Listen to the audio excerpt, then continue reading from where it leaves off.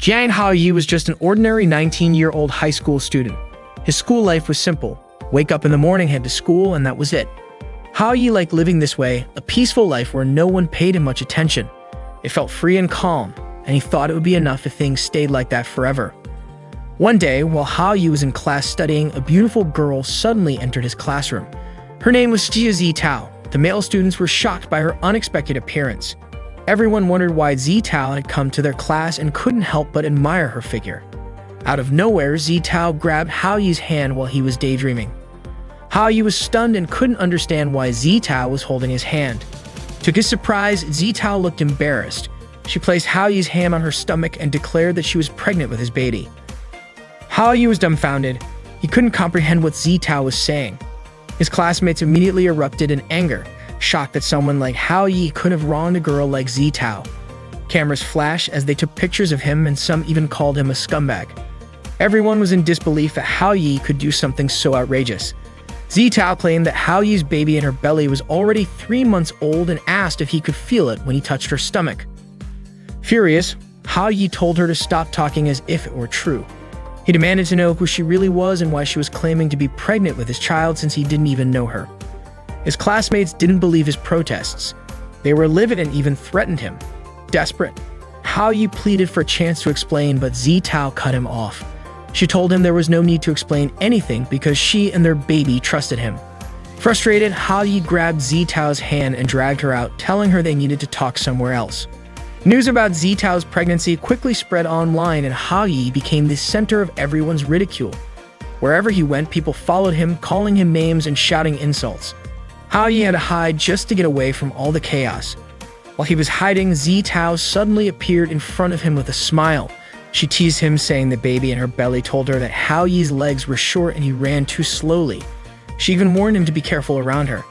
Exhausted, Haoyi begged her to stop with the nonsense. That same day, the school broadcast system called for Haoyi to report to the teacher's office immediately. Feeling like he was in serious trouble, Haoyi told Zitao to wait for him on the rooftop. As he ran to the office, his classmates swarmed him, chasing him down the hallway. Strangely, Zitao watched from afar and thought Haoyi looked incredibly cool while being pursued. The students continued their chase, throwing objects at him to try and stop him. Confused about why they wouldn't let up, Haoyi spotted the janitor's cleaning supplies. Without hesitation, he grabbed a mop and stood his ground. The students laughed, mocking him for holding nothing but a mop handle. However, Haoyi threw the handle, knocking down several students in one hit. They groaned in pain, shocked by the unexpected attack. Haoyi argued that he was forced to do it since they wouldn't leave him alone. Suddenly, someone pulled him into the girls' restroom. It was Tang Suan, the sports captain, and her friends. They beat him up mercilessly. Suan demanded that Haoyi explain the news that had gone viral online. Haoyi insisted that he didn't know anything. Furious, Suan accused him of being heartless and not understanding her pain. Instead of responding, Haoyi's eyes drifted towards Suan's chest, and she punched him immediately. Annoyed, Suan reminded him that he used to call her by name when they were together, yet now he acted like he didn't know her. Her friends questioned why Suan never told them about Haoyi before. They were angry at Haoyi for making Suan cry and prepared to beat him up again. However, Suan stopped them, saying it was between her and Haoyi and they shouldn't interfere. Suan leaned down close to Haoyi, her voice suddenly soft and sweet.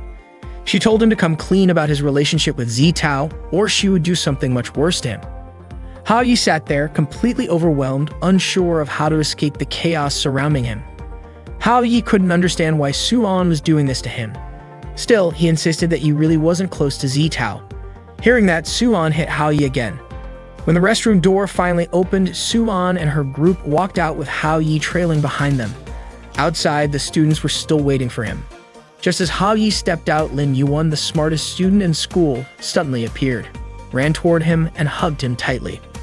Haoyi was bewildered, unsure of what was about to happen next. Yuan told Haoyi to come home with her because Xiao Hong and Xiao Ming missed him so much. Haoyi was completely confused. He had no idea who Xiao Hong and Xiao Ming were. Without warning, Yuan hit him with a book, calling him a traitor for cheating on her, even forgetting their 2 children. Just as Yuan was about to hit him even harder, Suan intervened, grabbing Yuan's hand in time. Suan declared that she was the only one allowed to do that to Haoyi. Annoyed, Yuan snapped back, saying that since the earth was formed, Hao Yi was destined to be hers. Students around them started snapping pictures of the argument between Yuan and Suan. While they were busy fighting, Hao Yi saw an opportunity and bolted. One of the students quickly noticed him escaping and alerted the others that Hao Yi was running away. Hao Yi ran for his life, but no matter where he went, people were chasing after him. With no choice, he dashed up the emergency stairs and headed to the rooftop. Zitao was already waiting for him there. Meanwhile, the students continued to chase him up to the roof, followed closely by Yuan and Suan. Yuan stopped abruptly when she saw Zitao standing there. Suan, on the other hand, demanded that Hao Yi explain everything immediately. Feeling overwhelmed, Hao Yi was cornered by everyone, especially those three girls.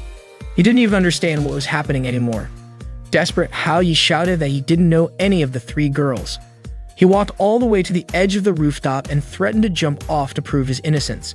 However, the crowd, already furious with him, charged forward to grab him. Left with no other choice, Hao Yi let himself off the building.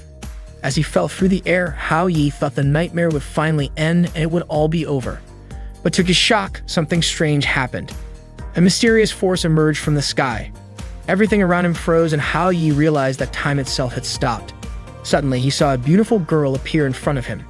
She looked at him and said he seemed way too calm while falling. She had actually hoped he would wet his pants. The girl introduced herself as the goddess of love and immediately asked Hao Yi if he had ever eaten a love chocolate. Confused, Hao Yi was thrown off by her words. He wondered if she was referring to a cake he had eaten before. He remembered seeing a piece of cake on the rooftop, possibly left there by someone. Since it would have been a waste to leave it, he decided to eat it. The goddess of love explained that the chocolate cake he ate had the power to make anyone fall in love. If Hao Yi ate it with a girl, then that girl would fall in love with him. Hao Yi was horrified as he realized he had shared the cake with the girls, and now they were all after him. He couldn't believe something so ridiculous was happening to him. Still in disbelief, Hao Yi asked himself if the goddess of love really existed in this world. But there she was, right in front of him as he fell from the rooftop. The goddess of love introduced herself as Mai Tata, explaining that she was still in training. Tata told Hao Yi he didn't need to thank her, and cheekily added that he should enjoy the happiness of being surrounded by women. Frustrated, Hao Yi snapped at Tata, yelling that his peaceful life had been completely ruined because of her. He told her that if he hadn't run away, he might have been killed, or worse, expelled and forced to become homeless. Hao Yi felt like his life was over. Tata, unimpressed, called him dramatic and insisted that his problems weren't impossible to fix.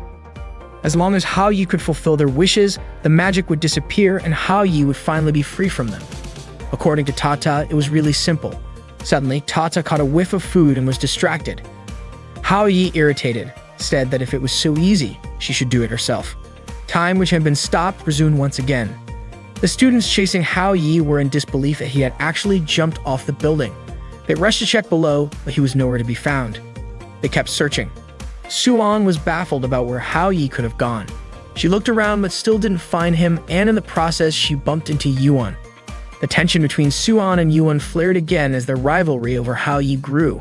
Meanwhile, Hao Yi was hiding behind a tree, catching his breath as he scanned for Zitao.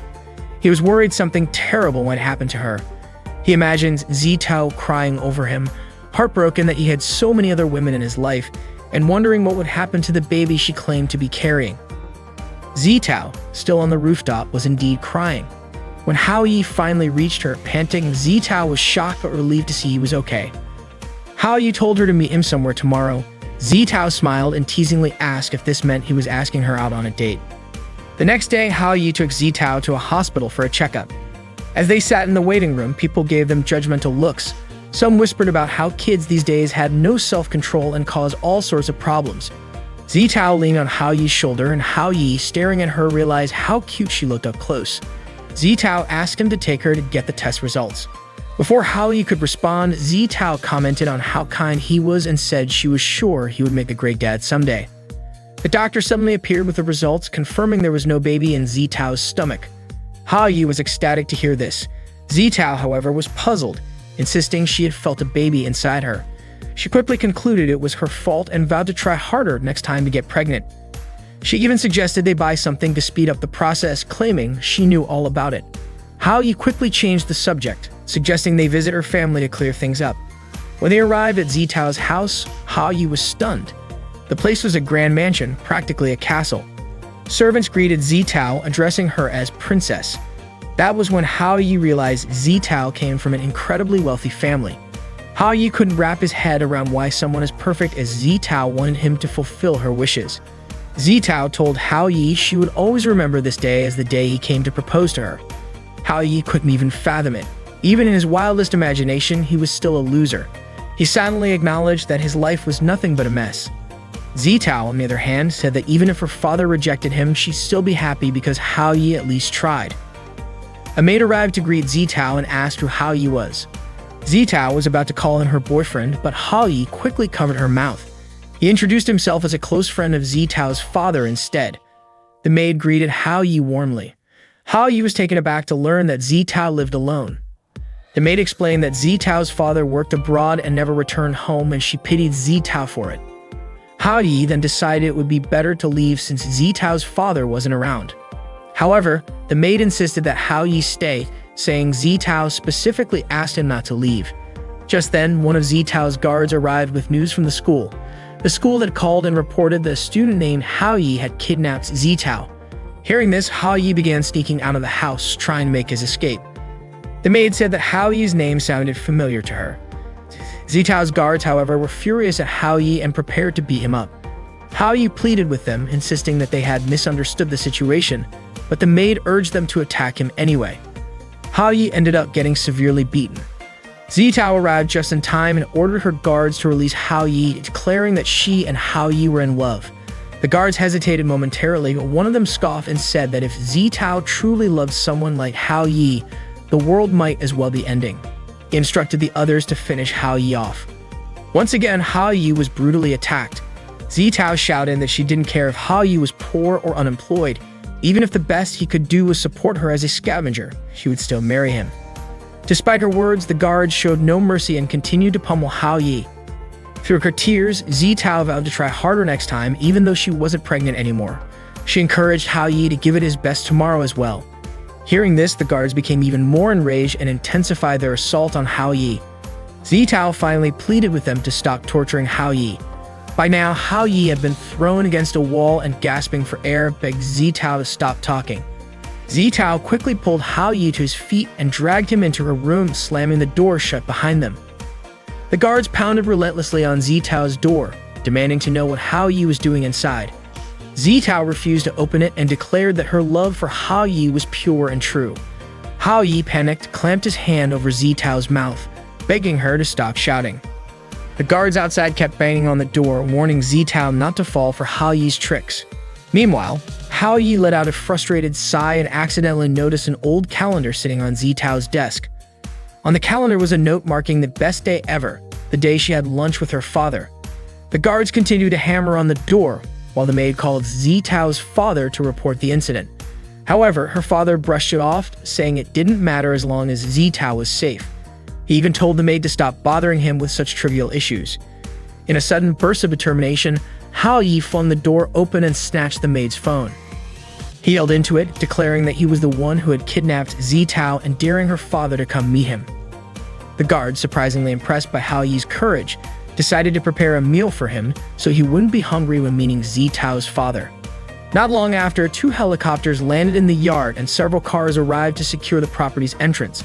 Hao Yi braced himself, convinced that wealth could only be achieved through hard work. He knew he had come too far to back down now. Zitao's father finally arrived at the house, greeted with reverence by the guards as they lined up to welcome him. Zitao's father arrived in front of his house with his subordinates, and all the bodyguards respectfully greeted him. Hao Yi could feel the intimidating aura emanating from Zitao's father. Zitao's father remarked that Hao Yi was quite bold for summoning him. He then ordered his subordinates to keep an eye on Hao Yi. Hao Yi, feeling relieved that perhaps nothing would happen, quickly had his hopes dashed when Zitao's father commanded his men to teach Hao Yi a lesson. Once again, Hao Yi was surrounded and beaten up. Zitao tried to intervene, telling her father that Hao Yi was innocent. She showed him the results of her checkup, proving that she wasn't pregnant. This made Zitao's father stop his men, and he turned to Hao Yi, asking about his true intentions. Hao Yi then asked if he hadn't claimed to have kidnapped Zitao, would Zitao's father have come home to see her at all, or would he have just continued forgetting about her? Zitao's father was shocked by Hao Yi's words, and Zitao herself was deeply moved. Hao Yi continued, explaining that Zitao still needed her father, but her father couldn't see that. While Zitao's father had given her a luxurious house, personal bodyguards, and servants, and ensured she never went hungry, was that really what Zitao wanted? Hao Yi passionately argued that what Zitao truly desired was her father's love. Did you ever give her that love? Hao Yi shouted. Zitao was overwhelmed with emotion at Hao Yi's words. Zitao's father, furious, grabbed Hao Yi by the collar and yelled, "What do you know about love? Do you think money grows on trees?" Hao Yi pleaded with him to stop hurting his own family. He then showed Zitao's father a calendar from the previous year, marked as Zitao's best day. It made her father remember a joyful moment they'd shared together during a simple lunch. It dawned on him that what Zitao wanted most was to be with him. To others, that moment might not have seemed like much, but to Zitao, it was her biggest dream. Hao Yi asked Zitao's father to think it over. Even the maids and bodyguards were moved to tears by Hao Yi's sincerity. They praised him, saying he was a truly good person. Hao Yi then said his goodbyes, running off quickly in an attempt to escape. However, it turned out he was just running in circles and ended up right back where he started. Zitao caught up to him and placed a hand on his shoulder. Confused, Hao Yi asked how she caught up so fast. Zitao replied that she had simply taken the back door. Zitao thanked Hao Yi and kissed him, but suddenly, she disappeared. Hao Yi was stunned and wondered what had just happened. Had Zitao vanished? Out of nowhere, Tata appeared, explaining that Zitao hadn't disappeared. Instead, her magic had worn off. Tata congratulated Hao Yi for fulfilling Zitao's wish. Meanwhile, Zitao lay asleep in her bedroom. Her father approached her and asked if she'd like to have lunch with him. Tata admitted she was surprised Hao Yi resolved everything so quickly. Hao Yi grumbled that he simply hated overly complicated problems. He left in a hurry, muttering that his life had nearly ended because of Zitao, but was thankfully resolved in just 2 days. At least he didn't have to see Zitao sad anymore. Tata smiled at Hao Yi's seriousness. The next day, on his way to school, Hao Yi tripped and found a flyer that featured him being sought after as Yuan's husband. Flyers were scattered everywhere around the school. Hao Yi was dumbfounded and wondered what on earth was happening now. He didn't know when all this trouble would finally end, and even compared himself to the legendary king of a harem who achieved eternal happiness. If only that were true for him. Trying to avoid attention, Hao Yi covered his face and crept toward his classroom. He even resorted to crawling to his seat. Meanwhile, a girl was seen searching for Hao Yi, eventually discovering which class he was in. Hao Yi finally made it to his desk, but suddenly caught a familiar fragrance. He looked up to see Zitao standing in front of him, asking if he wanted to go out with her. Hao Yi was shocked and asked how Zitao could remember him. She smiled and replied, "How could I ever forget you?" She then thanked Hao Yi for everything he had done for her. Panicking, Hao Yi called out for Tata, who immediately appeared, freezing time. Hao Yi demanded to know what was going on, pointing out that Tata herself had said Zitao's magic had disappeared once her wish was fulfilled. Tata sheepishly admitted that she had forgotten to tell him something because he had left too quickly the day before. When the love magic ended, the enchanted memories also disappeared, but normal memories remained intact. Everything that happened during those 2 days would not be forgotten by Zitao, which meant that whatever feelings Zitao had for Hao Yi came from her heart alone. Before Hao Yi could complain to Tata about all the trouble, Tata suddenly disappeared and time resumed as normal. Just as Zitao was about to ask why Hao Yi had mentioned Tata, Hao Yi quickly brushed it off, saying it was nothing important. Zitao concluded that Hao Yi had agreed to go out with her. Out of nowhere, someone appeared and threw a knife that narrowly missed Hao Yi. The girl's name was Aishen Shili. She called Hao Yi honey and asked why he hadn't invited her on his date. Shili then interrogated Hao Yi about his relationship with Zitao. Terrified, Hao Yi stammered that it was all a misunderstanding. Shili, however, declared that she would clear up the misunderstanding herself. Without warning, she kissed Hao Yi fiercely on the lips, shocking their classmates, who shouted about how daring the two of them were. Shili then smugly asked Zitao if she understood now that Hao Yi belonged to her. Hao Yi, rendered helpless by Shili, desperately asked for help. Just then, Shili's mother appeared and smacked a bag into Shili's face, telling her to stop what she was doing. Shili, still recovering, asked what her mother was doing there. Her mother was stunned that Shili had traveled all the way from America just to see Hao Yi. Hao Yi nervously greeted Shili's mother, but both Shili and her mother immediately told him to be quiet. Shili's mother demanded that Shili return home, but Shili refused. boldly claiming that no one could stop her from being with Hao Yi. Shili's mother, clearly disapproving of her daughter's relationship with Hao Yi, insisted that Shili give up on him.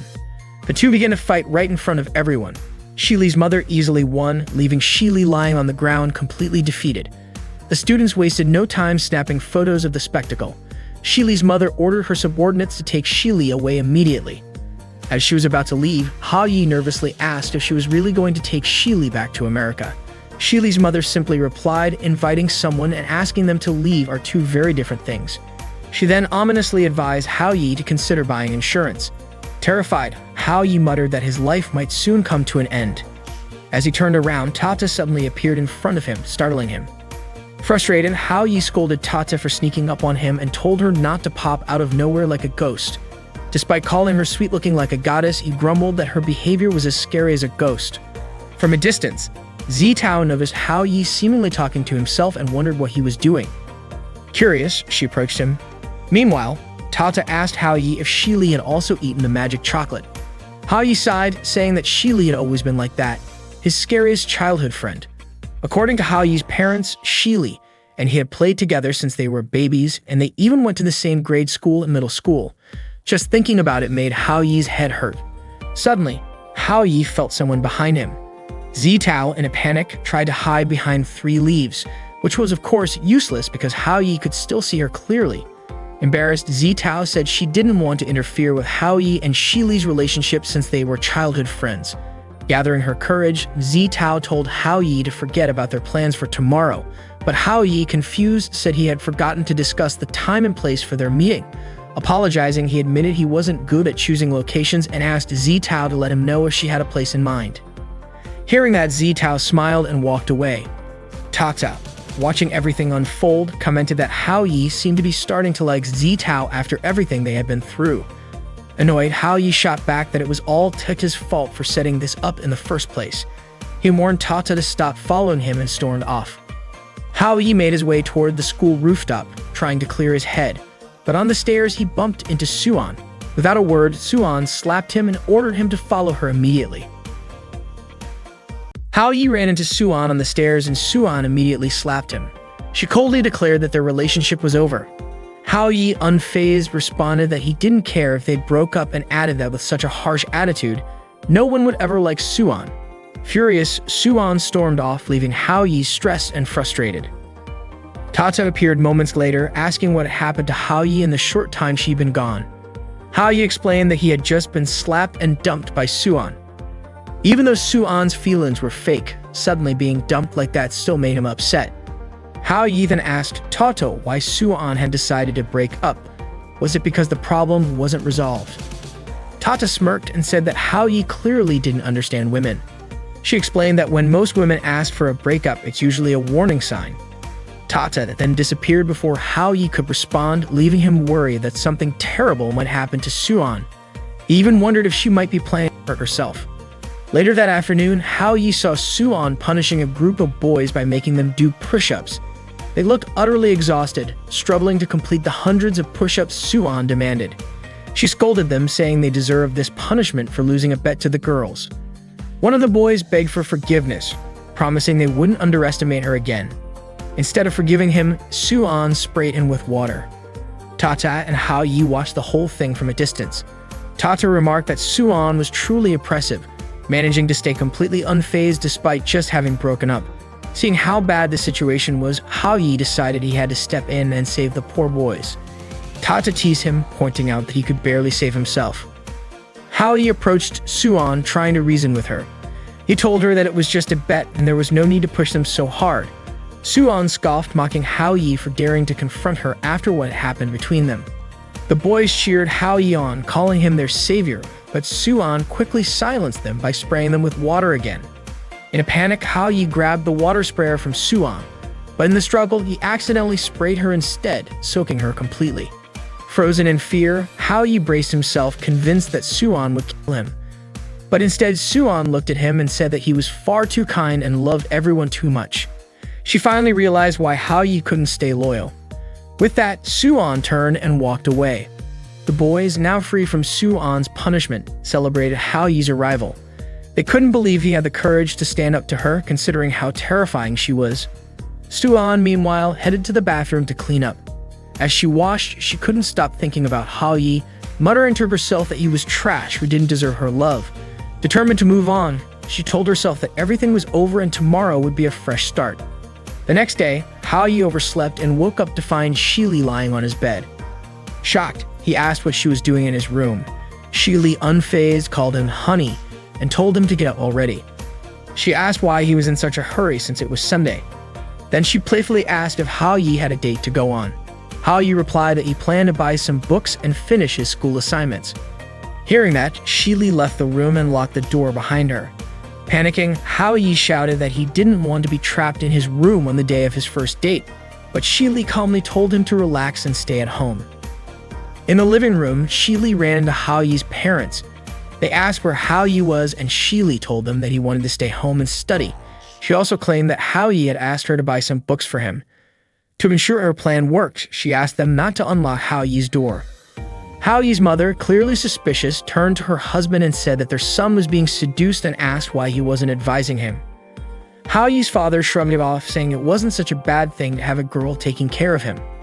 Annoyed, Hao-yi's mother compared him to Yun and scolded him for being so careless.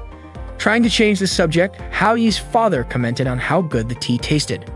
Meanwhile, Hao-yi pounded on his bedroom door, shouting for someone to let him out, but no one responded.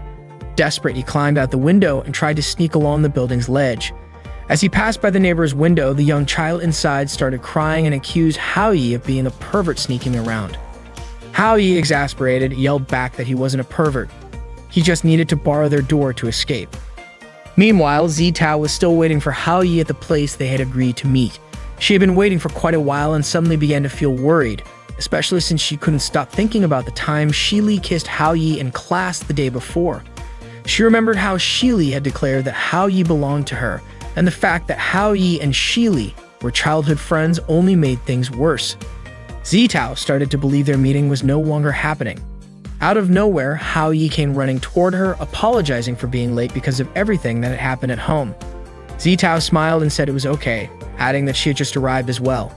She then invited Hao-yi to have some tea with her. Hao-yi didn't expect Zitao to invite him for something as simple as tea. He had secretly hoped that she called him out to confess her feelings. Zitao, on the other hand, felt nervous and unsure whether she should say something. She was completely flustered, not knowing what to say because it was her first time going on a date with a guy. Her heart was pounding so hard that she worried Hao-yi might notice. Suddenly, Hao-yi placed his hand on Zitao's forehead to check if she was sick because her face had turned red. Without realizing it, their faces were so close that they found themselves staring straight into each other's eyes. Surprised, they quickly pulled back. Hao-yi apologized and Zitao, blushing even more, said that she was fine. Both of them looked away awkwardly, trying to hide how embarrassed they were. Out of the blue, Hao-yi remembered that there was an anime and manga festival happening that day. He excitedly asked Zitao if she wanted to check it out with him. Hearing that, Zitao smiled brightly and agreed. Meanwhile, Shili returned to Hao-yi's room, bringing him the books she had promised. But when she got there, she found the room empty. Thinking that Hao-yi was playing hide and seek with her, Shili muttered that she wouldn't let him win.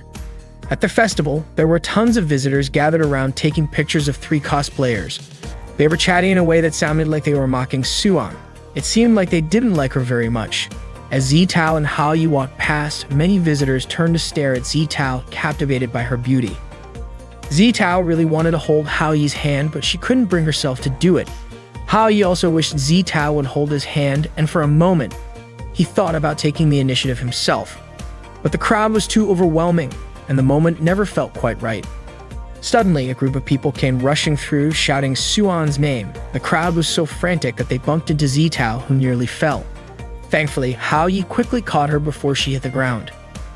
Hao-yi was shocked to see that all these people were flocking to take pictures of Suan, the same Suan who had dumped him just the day before.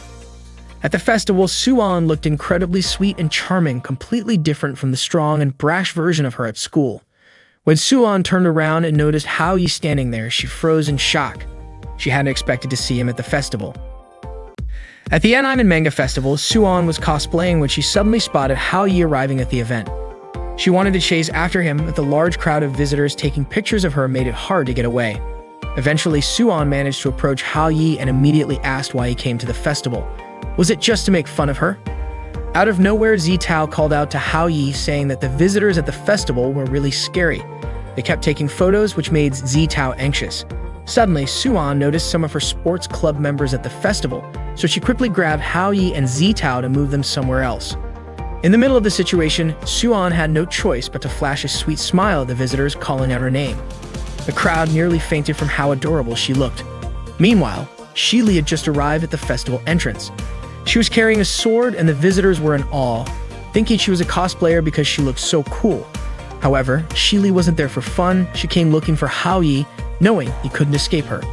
Suan pulled Hao Yi and Zitao into a room to avoid being seen by her sports club members. Hao Yi teased Suan, saying he didn't expect her to enjoy cosplay and that it actually suited her. Suan got annoyed, snapping back that Hao Yi was still making fun of her. Hao Yi denied it, saying he wasn't mocking her, he was complimenting her. Suan then covered Hao Yi's mouth and grumbled that she wouldn't be hiding like this if it weren't for him. Hao Yi asked why she needed to hide since she looked cute. Hearing this, Zitao began to think that maybe Hao Yi had a thing for cat costumes. Suan then admitted that she didn't actually like doing this. Ever since she started school, the girls in their class were constantly harassed by the boys. At first, the boys were just staring at the pretty girls. But then two girls who weren't particularly attractive and were more muscular showed up. The boys immediately chased those two girls away. They didn't stop there. The boys continued to bully them, calling them ugly and claiming they were full of viruses. The two girls were insulted, splashed with water, and treated like trash. They ended up crying because they couldn't stand the bullying anymore. Seeing this, Suan was furious and immediately stepped in to teach the boys a lesson. She fought off the boys, which left the two bullied girls amazed. Suan then asked them if they didn't want to fight back. The two girls said Suan was incredible and that they wanted to follow her.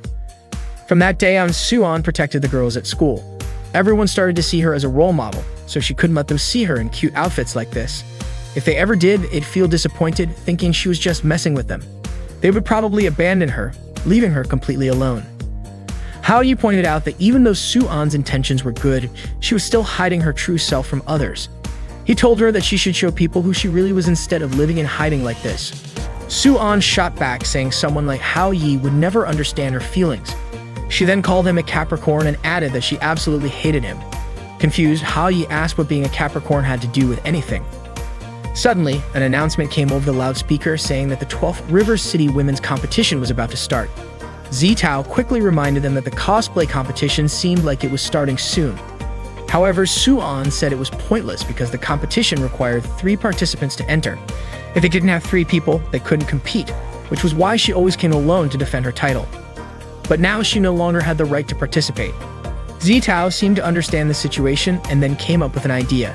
Since they needed 3 people, she suggested that she and Hao Yi join Suan to compete together. Suan was surprised that such an idea could work. However, Hao Yi thought it was impossible since he was a guy. But Suan didn't care. She immediately dragged Hao Yi to the dressing room to get him ready as a female cosplayer. While they were busy transforming Hao Yi, Shili spotted them. With a bit of persuasion, Hao Yi finally transformed into an incredibly adorable female cosplayer. Suan commented that Hao Yi looked so pretty, even she felt jealous of him. Zitao also agreed, saying Hao Yi looked stunning. When Hao Yi stepped out of the dressing room and saw himself in the mirror, he was completely shocked by his appearance. He practiced greeting the visitors with cute gestures and introduced himself as Yi. However, he couldn't help but feel disgusted with himself for acting that way. Unbeknownst to him, Shili was snapping photos of him from afar. Annoyed at Hao Yi for lying to her, she still couldn't help but admire his cross-dressing. She thought it was so cute that she could just eat him up in one bite. Shili decided she had a new plan to have some fun with Hao Yi. Suddenly, Suan burst into tears after discovering that the outfit she planned to wear for the competition had been torn. Zitao wondered who could have done something so cruel to Suan. Hao Yi recalled that there were people who didn't want Suan to win, so they resorted to dirty tricks like this. Hao Yi asked Suan why she didn't just wear another outfit since this one was ruined. However, Suan misunderstood him, thinking he was implying that someone like her wasn't suited to wear something like that. Hao Yi immediately clarified that he didn't mean it that way, but Suan, now upset, snapped that she didn't need his pity. She cried and ran off, leaving Hao Yi calling after her, but he couldn't stop her. The ones who ruined Suan's outfit were the same girls who had been gossiping about her in the lobby earlier. They had planned this sabotage so they could win the competition themselves. Haoyi asked Zitao if Suan's outfit was expensive. Zitao explained that the first time Suan won, it was because she wore a costume she had made herself, which was irreplaceable to her. Suan dropped the torn outfit and ran outside. Haoyi finally understood why Suan was so determined to protect her secret. She was very careful about how others saw her. At that moment, Suan seemed to have lost the will to fight back, but what mattered most was that they still needed to participate in the competition and win it. While in the bathroom, Haoyi tried to recall what a cosplayer needed to do. First, introduce themselves, then showcase their unique appeal as the main attraction. He still hadn't found Suan, and Zitao hadn't managed to find a suitable outfit yet. It seemed like Haoyi would have to go on stage first. Suddenly, Tata appeared, startling him. Haoyi reminded her that she was in the men's bathroom. Tata nonchalantly asked if Haoyi was having trouble. Haoyi asked her how he could win the cosplay competition and surprise everyone. An idea popped into his head as he thought about the concept of surprises, and he stared at Tata. Feeling awkward under Haoyi's gaze, Tata squirmed uncomfortably. The Anan cosplay competition for women finally began, and Haoyi, now introducing himself as Yai, had to go first. He felt a little nervous because the crowd was huge. Some girls mocked the silly name he used, asking if his stupid disguise was aiming for first place. They jeered at him, making fun of his efforts. Determined, Haoyi reassured himself that he could do this. As he stepped onto the stage, he felt incredibly nervous under the stares of the audience and the constant flash of cameras. He tried to greet them, but in his nervousness, he tripped and fell. The crowd erupted into laughter, calling him useless and pathetic. Haoyi froze for a moment, but then suddenly put on the cutest face he could muster, smiled sweetly, and told them to stop yelling at him. The entire crowd was stunned. They immediately started praising him, exclaiming how adorable he was. In an instant, they all fell for Haoyi's charm. The girls who had mocked him earlier realized that the competition wasn't just about scoring points. Popularity was what truly mattered. Haoyi had managed to win the crowd over. He promised himself that next time he'd do even better and left the rest to Suan and Zitao. He wasn't going to give up. Meanwhile, Tata was searching for Suan, but she was having a hard time because everyone at the event looked so similar. Zitao was still running around frantically, trying to find where Suan had gone. Haoyi begged the host to give him more time to wait for his two friends. He kept pleading for just a little more time, but the host refused, saying that 3 groups had already performed and they couldn't keep delaying Haoyi's group. If this continued, Haoyi's group would be disqualified from the competition. The host urged Haoyi to resolve his group's issues quickly. He then announced that the next group to perform was Haoyi's. Haoyi stepped onto the stage and stood frozen for a moment, prompting the host to ask why he was just standing there. The crowd started chanting Suan's name over and over. From above, Suan could see Haoyi.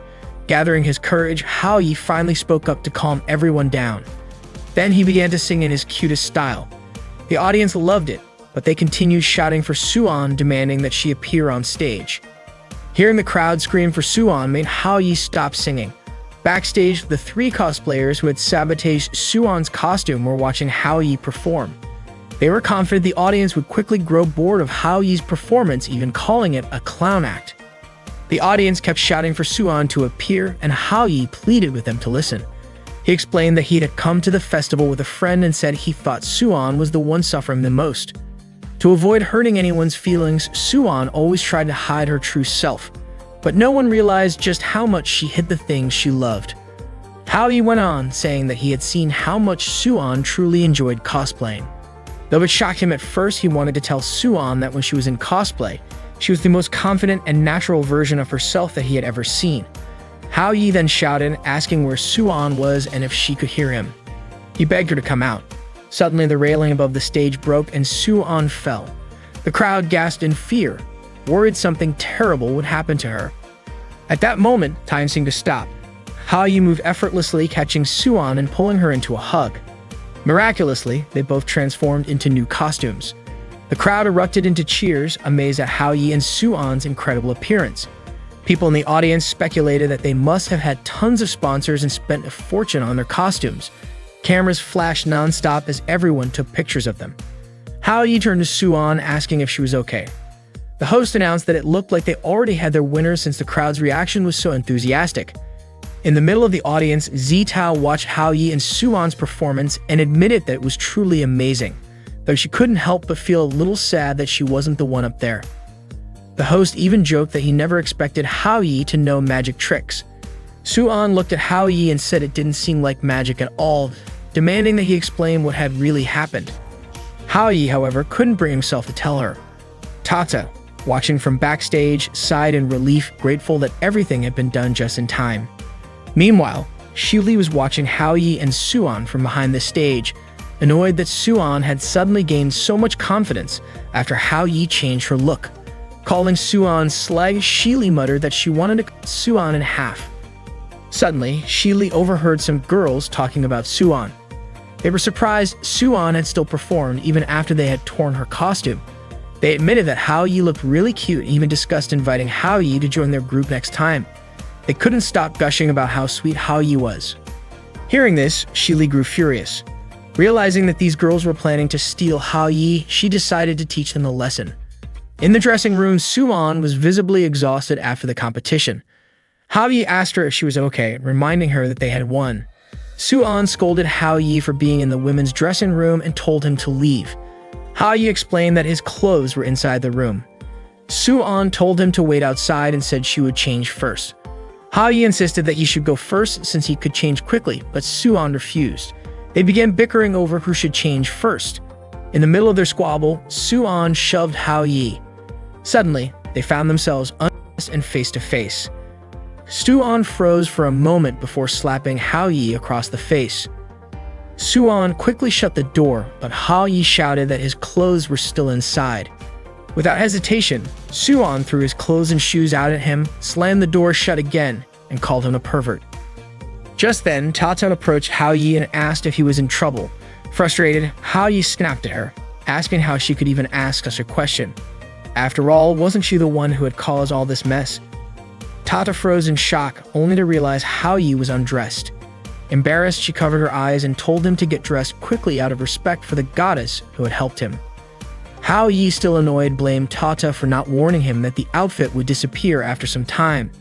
Apologetic, Tata admitted she wasn't very skilled with magic and often made mistakes when nervous.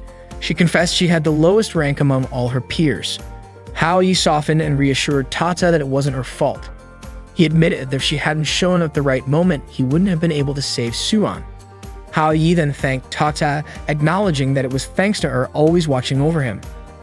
Tata found herself marveling at how strange humans could be. Zitao then approached Hao Yi, inviting him to head home. Hao Yi suddenly realized he had forgotten about her entirely. He asked if Suan would be joining them on the way back, but Suan told him to go ahead without her. Curious, Suan asked why Hao Yi would even consider inviting her to walk home with him. Little did she know 3 girls who had earlier sabotaged her outfit were trapped inside the wardrobe where she had changed. Apparently, Xili had locked them in there. Meanwhile, Hao Yi only escorted Zitao as far as the station because he had something else to do. Zitao assumed it must be related to Suan. Before parting ways, Zitao thanked Hao Yi for walking her to the station, saying she had a wonderful day. As she left, Hao Yi found himself thinking about how considerate Zitao was. Still, his mind wandered back to Suan. How was she doing? As Suan walked out of the building alone, Hao Yi suddenly called out to her. She turned around, scanning for the source of the voice. Spotting Hao Yi by himself, Suan asked where Zitao was. Hao Yi explained that he had sent Zitao home without him because there was something he wanted to talk about with Suan. Surprised, Suan asked if Hao Yi felt sorry for her. Without missing a beat, Hao Yi invited Suan to come over to his place and stay the night. Furious, Suan slapped Hao Yi across the face and called him a pervert. She ran off, shouting that she didn't want to talk to him ever again. As he rubbed his cheek, Hao Yi realized that the love spell on Suan must have worn off now that his wish had been fulfilled. Still, he wondered when Suan would ever show her true self.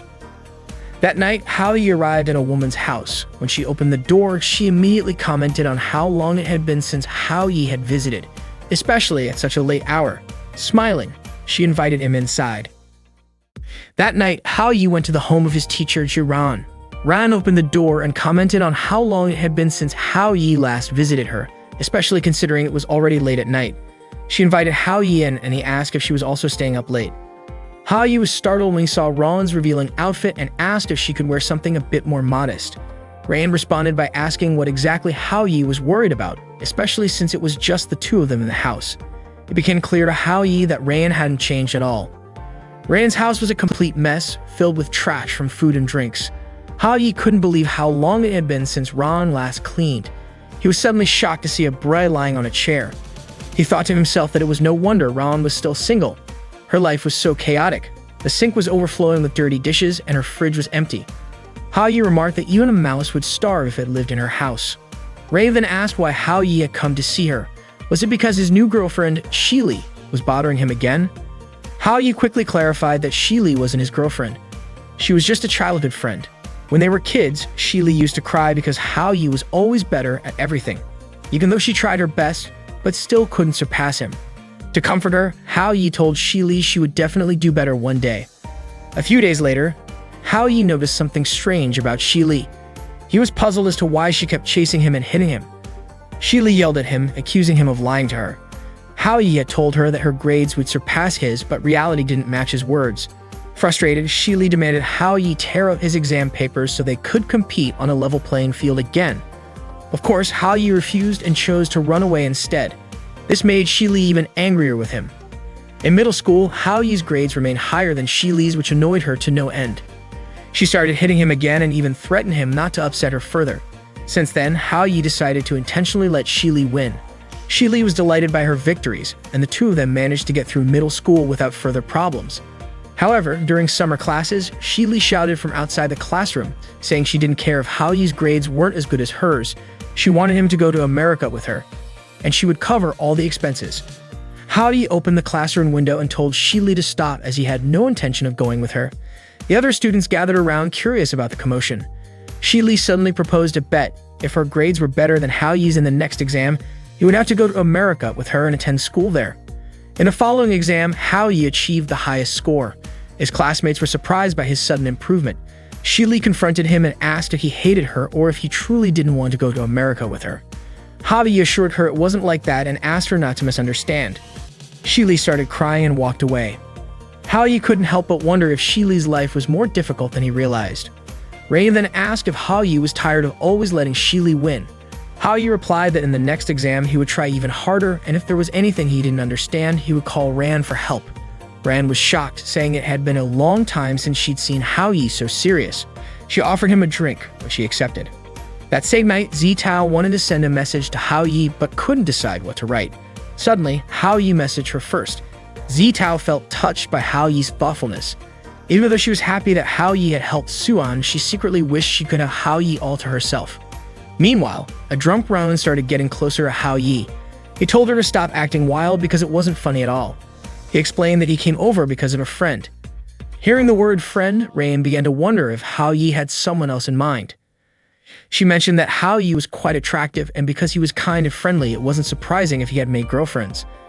Hao-yi asked her to stop saying nonsense, especially since he considered himself a loner. Rain eventually fell asleep from drinking. The next morning, when Hao-yi was about to leave, Rain intentionally called out to him loudly, referring to him as darling.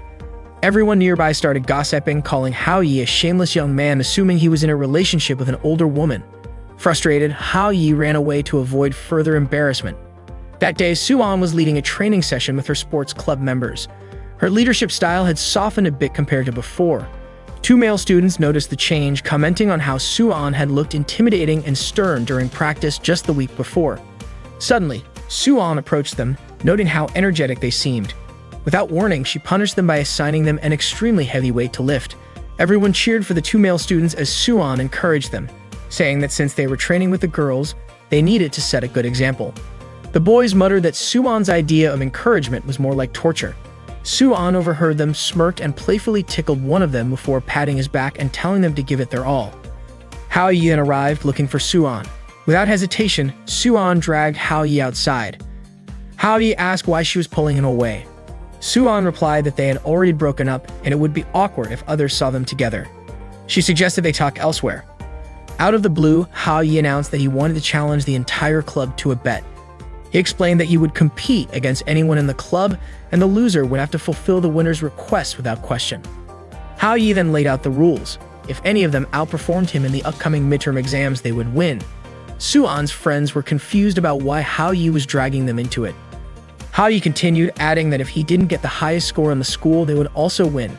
He teased Suan, asking if those rules weren't already in her favor. The male students thought Hao Yi was crazy, calling it academic suicide, especially since Lin Yuan was ranked first in the school. Hao Yi asked who among them would step up to protect Suan. Suan was baffled by Hao Yi's logic. It was clear he would lose, especially since one of her subordinates, Qiaokeli-ing, was in the school's top 10 rankings. Suan's friends urged her to accept the challenge, promising they would back her up. Suan reluctantly agreed. Hao Yi left, saying he would return in a week. From that moment on, Hao Yi focused entirely on studying. Later, Hao Yi was studying in the library and Zitao happened to be there too. She overheard some students talking about Hao Yi, saying he had made a bet with Suan. They mentioned that if Hao Yi didn't get the top score, he might even get expelled, which was why he was so determined to study. Suan observed Hao Yi from behind a bookshelf, still unsure of what was going through his mind. That evening, heavy rain poured down unexpectedly, even though it had been sunny earlier. Hao Yi, still studying, decided to go to bed early to prepare for the exams the next day. As he moved to close his window, he noticed Shili standing outside in the rain. Without hesitation, he grabbed an umbrella and went downstairs to meet her. Seeing Hao Yi, Shili ran toward him and hugged him tightly. She confessed that someone had insulted her again and asked if she was a disappointment despite her efforts to change. Hao Yi understood how Shili felt. He assured her that she wasn't a disappointment and embraced her, telling her to stop dwelling on negative thoughts. That morning, Hao Yi was on the train heading to school. Still groggy from the night before, he recalled how he had escorted Shili home. Shili's mother had thanked him, explaining that Shili had been unwell lately and she couldn't let her go to school alone. Meanwhile, Suan was washing her face, her mind wandering to thoughts of Hao Yi, when suddenly, one of her club members informed her that Hao Yi had just arrived at the school gate. Zitao approached Hao Yi, noting that he looked exhausted. Concerned, she asked if he was sure he could handle the exam in his condition. Hao Yi reassured her that he was prepared. Not long after, Suan and her sports club members intercepted him. Suan told Hao Yi that he still had a chance to change his mind, but one of her clubmates interjected, saying it was already too late. They were eager to see him fail.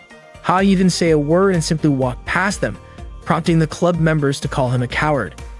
Suan, however, remained curious about what was going through his mind. The exam began with Ran supervising Hao Yi's class. She suspected that once Hao Yi focused, he might surprise everyone. To Ran, there was something undeniably endearing about Hao Yi. Before long, Hao Yi left the exam room. Suan's friends assumed he had given up. When the exam concluded, relief spread among the students. As everyone felt the weight of the exam lift, Suan noticed Hao Yi and thought about approaching him, but Zitao beat her to it, leading Suan to change her mind. Hao Yi asked Zitao for help picking something out specifically. He wanted her to choose some clothes for him. The next day, Suan and her sports club were practicing as the exam results were set to be announced. The club members were confident that Hao Yi would lose, assuring Suan that she shouldn't worry about their bet because Qiaokeli-ing would undoubtedly come out on top. They believed there was no way Hao Yi could outperform Qiaokeli-ing. To everyone's surprise, Hao Yi arrived holding a cosplay outfit. He declared that Suan had lost the bet, and as her punishment, she would have to wear the outfit for 2 weeks. Shock rippled through the group. They mocked Hao Yi for having such a disgusting hobby and couldn't believe he had actually won the bet. Qiaokeli-ing immediately checked the exam results and proudly announced she had ranked 5th. Hao Yi smirked and casually told them to check the top spot. Everyone was stunned when they saw that Hao Yi had achieved first place with a perfect score. Hao Yi confidently told them they already knew the outcome and left it up to Suan, as their leader, to handle the rest. Some members accused Hao Yi of being a pervert, questioning the legitimacy of his results. Suan, however, agreed to fulfill her punishment without hesitation. As Hao Yi walked away, he suddenly remarked that someone once told him there's nothing wrong with a man being a little perverted. He added that he didn't think there was anything strange about wearing the outfit. Suan's friends later approached the school administration to challenge Hao Yi's results, but the school confirmed there was no issue with his scores. They had verified his results with all the teachers, and there was even his signed acknowledgement. One of Suan's friends suggested Hao Yi might have cheated. However, Rayan dismissed the idea, confidently stating that no matter how challenging the exam, Hao Yi would never resort to cheating. It simply wasn't his nature. Ran then asked them all to leave. It wasn't just the students doubting Hao Yi. Some of the teachers still couldn't believe it either. When the announcement board showed Hao Yi's name at the top of the rankings, the students gathered around in shock, questioning whether he had actually refrained from cheating. Meanwhile, murmurs spread that Suan, the sports club president, had lost a bet. Suan stood nearby wearing the cosplay outfit and holding a brochure for the sports club with a forced smile. Male students immediately flocked to her, intrigued enough to consider joining the club. Suan's friends pitied her, blaming Hao Yi for the embarrassing situation. As Hao Yi approached her, he noticed for the first time that the outfit she wore was actually from an anime festival. Curious, he asked her how the clothes he'd given her were holding up. Suan complained that they were too tight. Hao Yi, unfazed, announced to everyone that Suan would be wearing that outfit while recruiting new members for her club. He leaned in and whispered to her, "From now on, it's all up to you." Suan then stepped forward, acting cute and cheerful to promote the sports club. Her performance earned praise from the onlookers, and Suan smiled with relief, even thanking Hao Yi. From afar, a girl watched them, wondering if Hao Yi had completely forgotten about his family. Later that evening, Hao Yi felt drained. He confided in Tata, telling her about the 2-week cosplay punishment he'd given Suan. Tata teased him, saying that he was already losing his edge with Suan, and that he couldn't use the same trick twice. Confused, Hao Yi pondered whether he needed a new plan. Suddenly, Zitao showed up and asked what was going on. Hao Yi dismissed her question, saying he was just feeling hot and trying to cool off. Right then, Suan arrived and threw the outfit Hao Yi had given her at his feet. Furious, she accused him of humiliating her because the clothes were clearly made for a child. Hao Yi tried to explain himself, turning to Zitao for backup, but Zitao, visibly nervous, excused herself, saying she had to leave for dinner with her dad. Seeing Hao Yi's apologetic face, Suan cracked a smile and told him she forgave him. Despite the bizarre circumstances, Suan admitted to herself that she felt happy. Hao Yi, too, smiled, reaffirming to himself that maybe there really wasn't anything wrong with a man being a little mischievous. The next day, while walking down the school hallway, Tata asked Hao Yi about who Shili had been talking about the previous night. Hao Yi replied that Shili was talking about her boyfriend. Tata was shocked, assuming Shili had been referring to Hao Yi. Laughing, Hao Yi clarified that he wasn't Shili's boyfriend. It was actually her ex-boyfriend she had been talking about. If it weren't for that guy, Shili wouldn't have ended up in her current situation. Out of nowhere, 2 little kids ran up to Hao Yi, calling him Dad. Hao Yi was utterly stunned, especially when Lin Yuan appeared alongside them.